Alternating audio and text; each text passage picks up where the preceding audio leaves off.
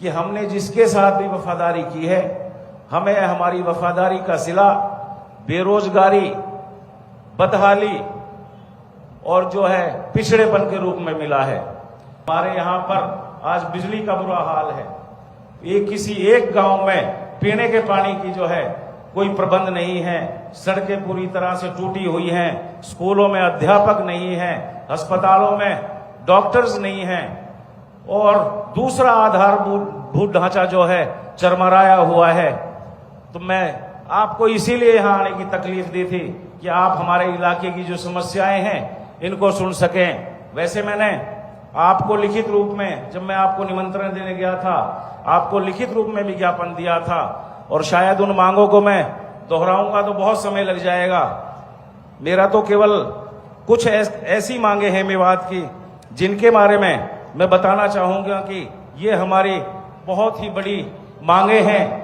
नजर से देखते हैं, जैसा मेरी बहन नौक्षम चौधरी ने बताया कि मेवात में एक विश्वविद्यालय की बहुत ज्यादा आवश्यकता है। चौधरी साहब, मेरे अपने 4 बच्चे हैं और वो चारों के चारों बाहर पढ़ते हैं हायर एजुकेशन के लिए। यहाँ मेवात के अंदर कोई ऑप्शन नहीं है। जावेद तो बर्दाश्त कर सकता है चौधरी साहब, लेकिन ये आम जनता, गरीब जनता अपने बच्चों को कैसे पढ़ाएगी? ये कैसे 15,000 20,000 रुपए बाहर रहकर अपने बच्चों का अफोर्ड कर सकते हैं? इसलिए मुझे आपसे उम्मीद है कि निकट भविष्य में आने वाले समय में आप जो है हमें एक विश्वविद्यालय की सौगात भी देंगे। इसके अलावा मैंने आपसे अनुरोध किया था कि मुंबई एक्सप्रेसवे पर एक कट दिया जाए,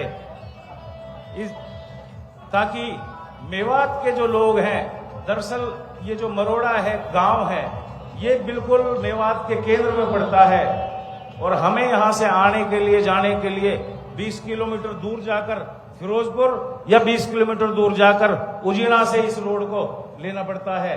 अगर ये मरोड़ा में कट दे दिया जाता है तो इससे सारे मेवात इलाके के लिए बहुत बड़ा फायदा होगा और ये एक विकास के लिए मील का पत्थर साबित होगा। तीसरी मैंने एक बड़ी मांग आपसे रेलवे लाइन के लिए रखी थी। मैं उम्मीद करता हूं कि आप उस पर भी विचार करेंगे। चौथी एक हमारी बड़ी मांग थी कि अलवर नुहू मार्ग को 4 लेन बनवाया जाए। तो ये हमारी बड़ी मांगे हैं। इसके अलावा एक वकील होने के नाते, एक अधिवक्ता होने के नाते मैं ये भी अच्छी तरह से जानता हूं कि इन सभी डिमांड्स को पूरा करने में बहुत सारी लीगल फॉर्मेलिटीज को पूरा करना पड़ता है। मैंने निजी तौर पर भी national highway authority of India से अपने लेवल पर बहुत कोशिश की। मुझे उन्होंने बताया कि जो डिस्टेंस की प्रॉब्लम है उसकी वजह से हम अभी आप लोगों को मरोड़ा में कट नहीं दे पाएंगे। इसके अलावा जहां दिल्ली अलवर हाईवे को चौड़ा करने के लिए है, उसके रिगार्डिंग भी एक रिट जो है honourable Punjab and Haryana high court में पेंडिंग पड़ी हुई है। मैं तो आपसे उम्मीद और आशा करता हूं कि जो ये इन मांगों में जो हर्डल्स हैं, जो भी इनके बीच में रोड़ा है, आप उसमें हमारी मदद कीजिए ताकि मेवात जो है तरक्की की राह पर गामजन हो सके। इसके अलावा बहुत सारी मांगे जो मैंने रखी थी उनको शायद मैं दोहराऊंगा तो बहुत समय लगेगा। मैं तो केवल आपसे इतना अनुरोध करूंगा कि जो हमारी दूसरी मांगे हैं, चाहे बिजली है, पानी है, स्वास्थ्य है, शिक्षा है, सिंचाई है, आप उन पे गौर करें।